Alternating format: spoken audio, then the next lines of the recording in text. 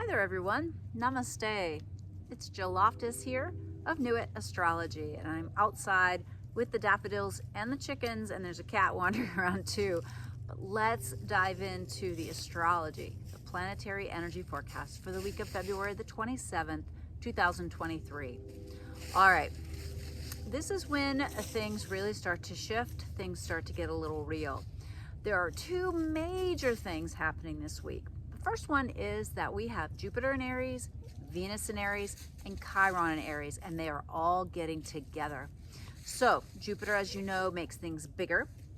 Venus is about love, values, beauty, adoration, right?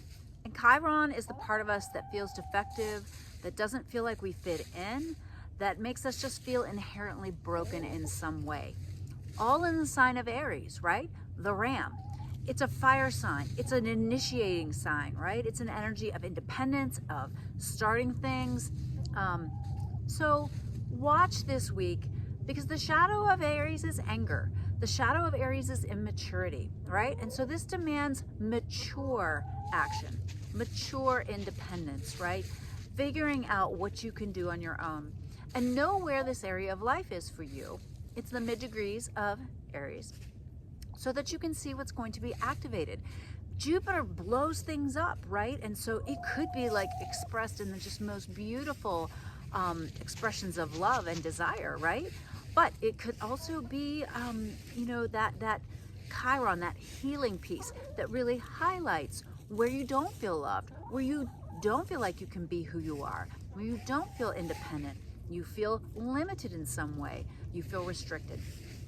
This could be amplified by the fact that Mercury, the sign of our mind and our words, is going to be touching Saturn this week, all right? And I'll give you the specific dates here, but I think you're gonna feel it all week. Up until, even when Mercury leaves Aquarius and moves into Pisces at the end of this week, it's still traveling close with Saturn, right? So Mercury, Saturn can just bring a little heaviness, a little melancholy, a little overwhelm, but it also brings a crystallization to whatever you're holding in your mind or whatever you say. So with the Jupiter in Aries, right, with the Chiron, with the Venus, there's going to be a lot of energy around blurting things out, right? So watch, because that Saturn is there crystallizing what you say, locking in what you think. So be cognizant of that and be aware. Slow it down. Engage your practices that help you to be mindful and conscious of what energy you're putting out there, right? The things that you casually say that you really don't want to manifest. People do it all the time. I'm not even going to use an example, but think about it. Think about what if every time you said something was a magic spell. This is one of those weeks. All right, so we start off with that stellium. That's a astrological term, 3 or more planets less than 3 degrees apart, right? And so they're all functioning like a whole, right?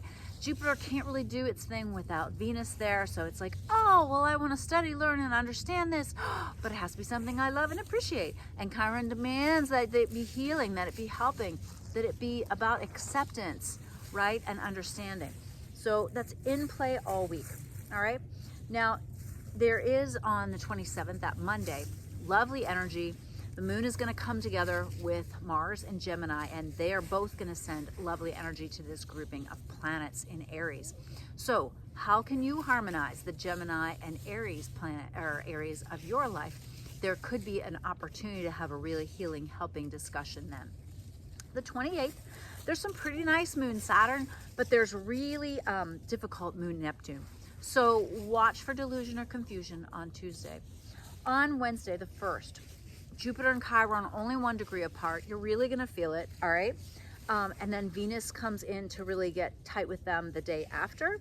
Watch out for headaches too. I'm kind of feeling like, Aries rules the head, and this could really bring some of those problems this week, or even this whole month of March, because it's all going to be traveling like a little unit for almost the whole month. Even once Venus moves on, leaves the party, gets into Taurus, here comes Mercury, right? Mercury will end up in Aries at the end of March.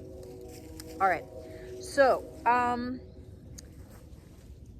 March the 2nd, Venus meets with Jupiter exactly, right? So they merge together. Could be a great opportunity. Make sure you take advantage of the positive nature of the two benefics coming together.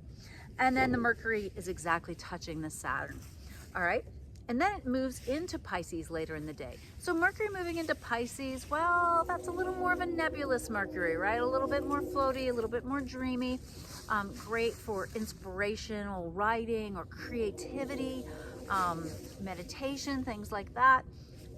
It'll feel like a little bit of a relief once it gets away from the Saturn. All right.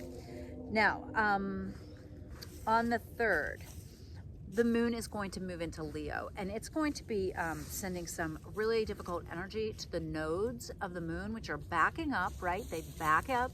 North node is in Taurus, south node's in Scorpio, and they are at 4 degrees this month. Pretty much all, I'm pretty sure it's all of March. They're at 4 degrees, right? So when that moon gets to 4 degrees of Leo, it's going to send some pressure to them, and it's going to be this like desire to really be seen and to really understand what these final lessons of the nodes really are. All right, and on the 5th, as we finish up the week, and it's such an exciting month, right? March is really exciting. There's going to be a lot of change. The Venus finally pulling away from the Chiron, from the Jupiter, right? It's gone through this depth of feeling and needing to be healed, and then just the big zhoosh of Jupiter energy, and moves on. Jupiter and Chiron stay close together, right? And they're going to stay pretty close together, awaiting Mercury's arrival. And then the nodes are going to send some really nice energy to the Mercury in Pisces. So look for some insights as we wrap up the week.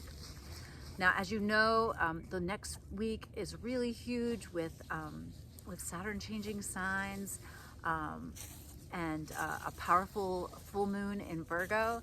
So really start to be able to see the energies and how they're shifting and changing this week, so that you can maximize the benefits and minimize some of those stressful transits. All right, let's see what the tarot has to say. I'll go inside for that. Say goodbye to the ladies. They're so happy. I got 10 eggs today. All right. I will see you for the tarot. Hello, my friends. Here we are for the Isis Lotus Tarot spread for the week of February the 27th, 2023. So some really fascinating energy occurring this week. Let's see what the two different potential ways to work with the energy are for the week. So I'm just going to be quiet for a second here and just tune in, see when the cards are ready.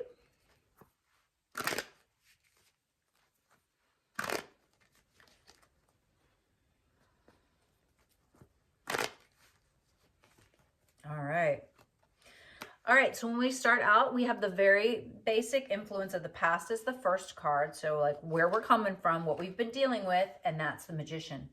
So the Magician has it all going on. See how he has all the implements of the tarot. It's a #1 card. So yeah, we're in good shape. You in this environment, you are the 6 of Pentacles. Is it 6? Yep, 6 of Pentacles. You are devoting time and energy to something. You are pouring yourself into something. Now we do have to watch when you have this card. Sometimes it can be too much, right? You're giving away too much money, too much time, too many resources, right? So think about that. If that was the one that was like, oh yeah, I'm doing that. Maybe chill out a little bit, okay? You gotta pace yourself, man. We got a crazy month coming up in March. The present environment, the Star, okay? So we're finding some healing. We're finding some, our ability to shine, our ability to pick up the pieces, our ability to bring together all the disparate elements of our lives and create something positive. All right.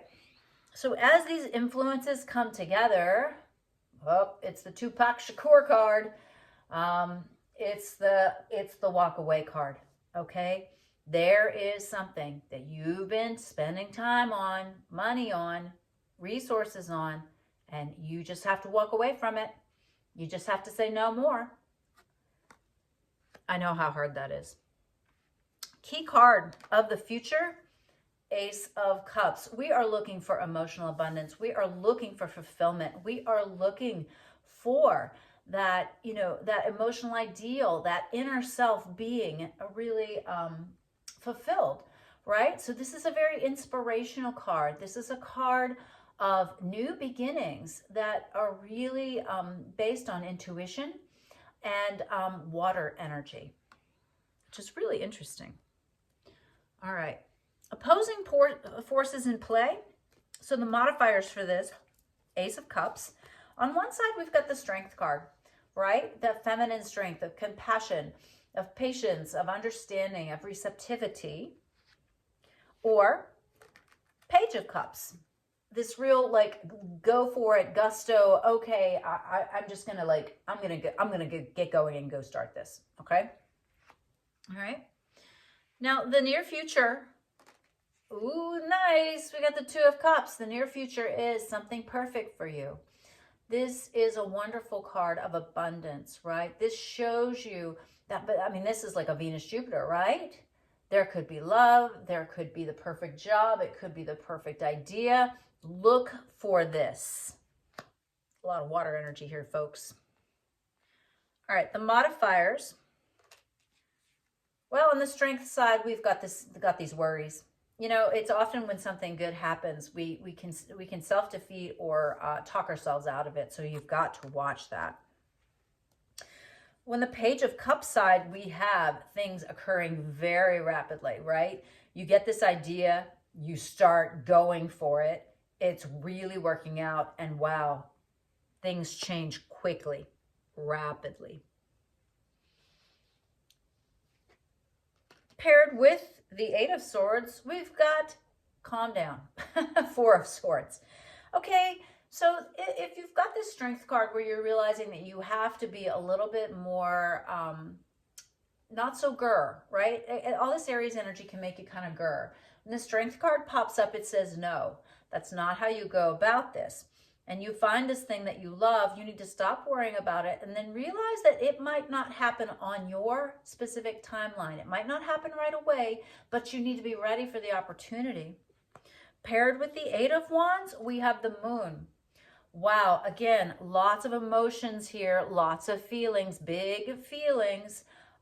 You know, lighting the fire of Chiron, right? Or thinking about the shift of Mercury into Pisces.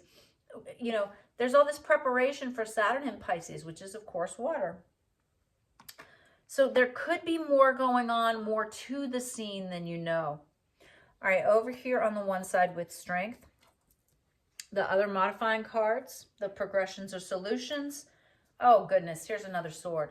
She's just not seeing what's going on. She is deciding she doesn't want to. It's like, I refuse. I refuse to see the truth of something.